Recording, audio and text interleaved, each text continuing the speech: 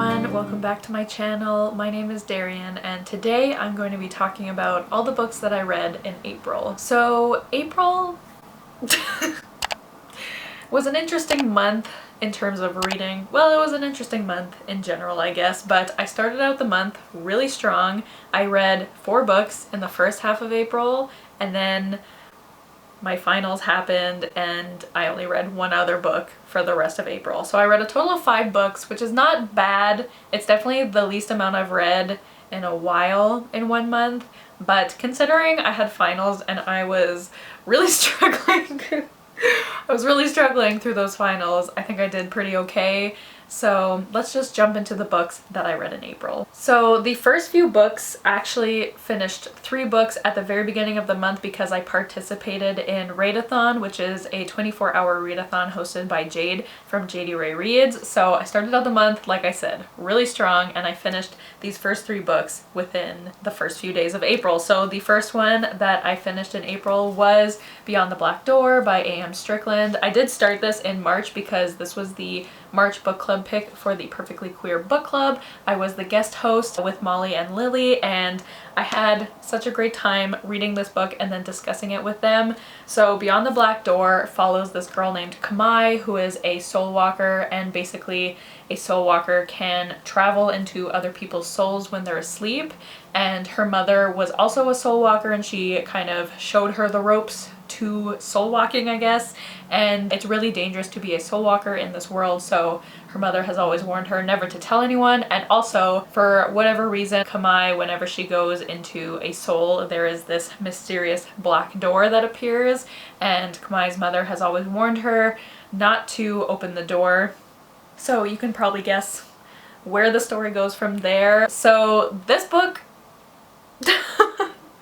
I absolutely loved this book. This is my favorite book I've read so far in 2021. It was just so good. I loved Kamai so much, and also throughout the book Kamai is discovering her asexuality, and for me personally this was the best ace rep I've ever read. Like, I felt so seen in this book. Like, so many thoughts that Kamai had, I was like that's me. And like, I mean obviously like everybody who is ace experiences asexuality differently, just like every other identity, but for me personally I just thought this was so well done. And I mean it was own voices also, which is obviously amazing, but yeah, I just thought this was so well done, and again, I felt so seen, and it just made me really happy, and I would highly recommend this book to anybody. If you are ace, I would highly recommend it because I want other people to feel the way that I felt reading this book, but also if you're not ace, I feel like this book describes pretty well what being asexual is like. And also there's a part in this book where they use this like moon chart to describe sexuality and also gender, and I loved that part so much. I definitely got emotional reading that. Like, I thought that was such a beautiful moment and such a amazing way to talk about sexuality and gender. So all that to say, I really loved this book. There's also a trans character in this book, and the representation in this book was just so amazing. And I do want to say that there is the death of a parent in this book. That was something that Lily brought up during our live show, because it doesn't really say in the synopsis that someone's parent dies, and so I think that is important to know going into this book. I highly recommend this book, and this book is really not very popular on BookTube, so I'm gonna be trying to push this book onto everybody now because I just want everyone to read it so we can all talk about it soon. And I am so excited for A.M. Strickland's next book, which is coming out in a few weeks, and spoiler alert, if you haven't seen my May TBR, that book is on my May TBR, so I'm very excited to read that book. And yeah, this was obviously 5 stars. I loved it very much. Please read it. Okay.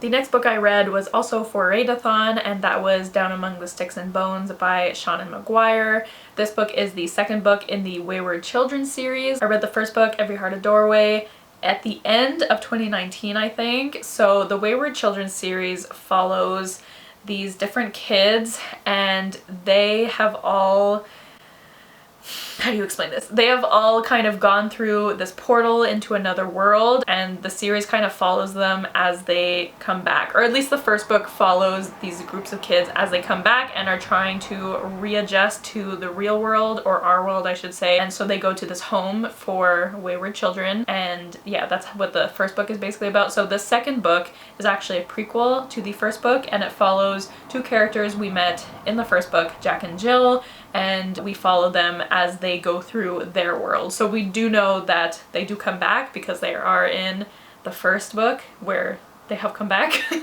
but we follow them as they go to their world. And their world is called the Moors, and I really don't know how to explain this book because I didn't love this book, which I'm really upset about because everyone seems to love Down Among the Sticks and Bones. Like, this seems to be a lot of people's favorite book in this series, and I didn't like it as much as the first book. I had given the first book 4 stars, and this was a 3.5 for me. I just found, like, I know these are all novellas, like all of these books are, I'm pretty sure, less than 200 pages, so I just felt like it was way too short for what it was trying to do. Like, I just felt like nothing really happened in this book, so I didn't really care about what was going on. Like, basically Jack and Jill, I mean, I can't say too much because it's so short, but Jack and Jill, they enter their world and then they are kind of separated and they lead different lives, and I just felt like I don't know, I just didn't really feel too much about this book, honestly. Like, I liked the characters in the first book, but I feel like I still didn't care enough about them to care about what was happening to them in this book. I don't know. I don't know if I'm making sense. Maybe novellas are just not for me because I thought this was just really, really short.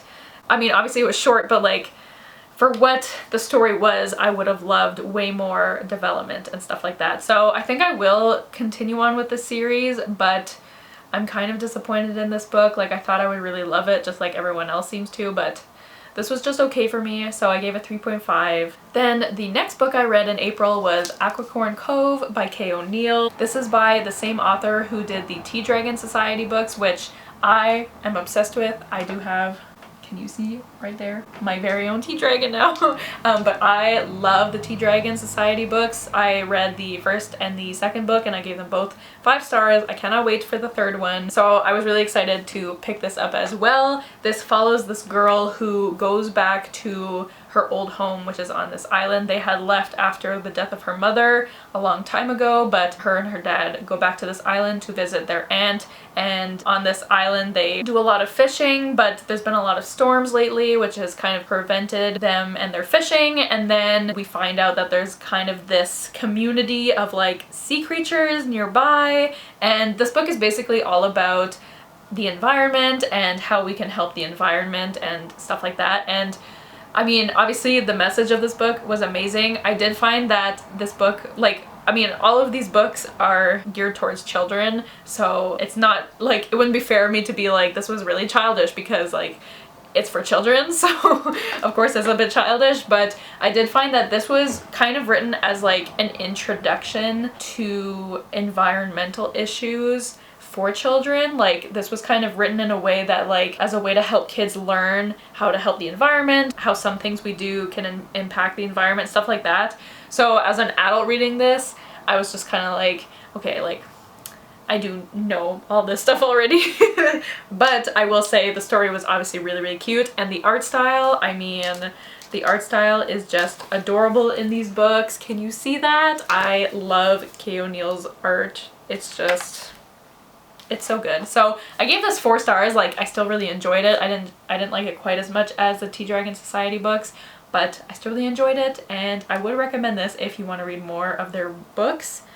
But yeah. Okay, the next book I read in April was Shadow and Bone by Leigh Bardugo. I feel like everybody knows what this is at this point. If you didn't know before, you definitely know now because of the TV show that just came out. So I did read this before the TV show came out because I had never read a book set in the Grishaverse before. So I felt like if I read at least this book, then I can watch the show and sort of understand what was going on, even though I haven't read Six of Crows yet. But if you don't know, this book follows this girl named Alina, and in this world there are people called Grisha who have like different kinds of powers. Like, some of them can kind of affect your heart rate, some of them can like summon the wind. you know, I don't know, I'm thinking of like airbenders right now, but so anyways, the Grisha have different powers, and so Alina, okay, so there's this thing in this world called the Fold, which is this huge expanse of just shadow and darkness, and in the Fold there are these creatures called Volcra, and so it's almost impossible to get across the Fold alive because when people go in, they are attacked by the Volcra, and, you know, very few survivors come out. And so this community, they're trying to figure out how to get rid of the Fold. Alina ends up going on an expedition that is supposed to cross the Fold, and while she's in the Fold, how many times can I say Fold? While they're in there, they're attacked by Volcra, and it kind of, what's the word? And then Alina's powers are revealed, and we find out that she is a sun summoner, which basically she can like shoot out light. I don't know if I'm explaining this very well. Does it say it better? Alina reveals a dormant power not even she knew existed. So it doesn't even say. Well, anyways. She can summon light, and it's like she can summon the light from the sun, you know? Sun summoner? Anyways.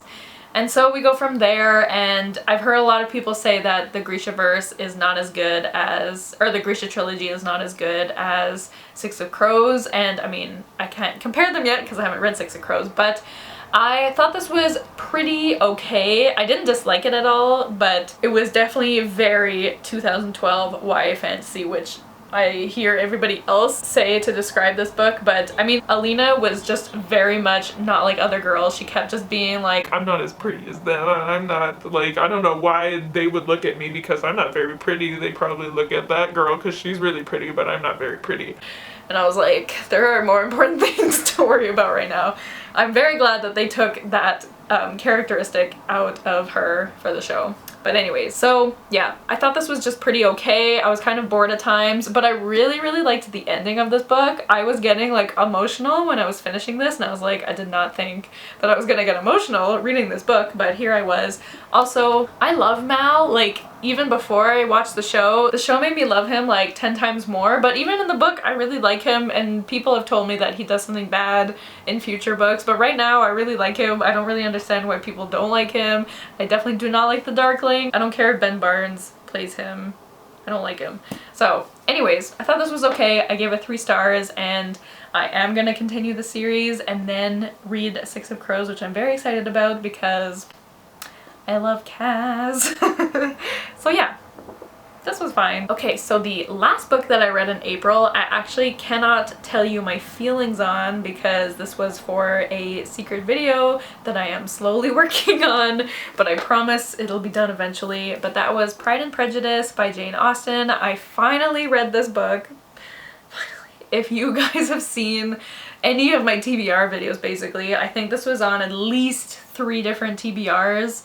And then I just never read it, but I finally got around to it and I did tab it. Can you see all those tabs? I tabbed the heck out of it. So this book, again, I feel like everyone knows what this is, but in case you don't, we're following the Bennet family. They have 5 daughters, and we're mainly following the second oldest daughter, Elizabeth Bennet, and basically this family, they're just trying to find husbands for their daughters because since this family has no sons, once the father dies, their house won't go to them, so because, you know, that's just how the world was at that time. So the daughters are trying to find suitable husbands so that they have a good living once their father dies, you know how it was in the 1800s. So we're following Elizabeth Bennet, and we also meet Mr. Darcy, and they kind of have this hate to love romance going on, and I love Mr. Darcy so much. You guys probably know that I love the 2005 movie.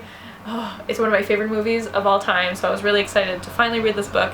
So I cannot tell you what I thought about this, but I love the movie. I guess that's all I'll say. So those are all the books that I read in April. Let me know if you've read any of these and what you thought about them, and how was your reading month in April? Did you read a lot, or were you like me? Were you struggling through finals and read a bit less? Whatever amount you read, that's okay. That's something I'm trying to accept. But hopefully in May I will get to read more books since I'm finally done school. But yeah, I feel like this wrap-up was shorter than most of my wrap-ups, but I feel like I always think that, and then I go to edit it. They always end up being like half an hour, but anyways, so I hope you guys enjoyed this video. Thank you guys so much for watching. Don't forget to like, comment, and subscribe, and I'll see you guys soon with another video soon. Bye!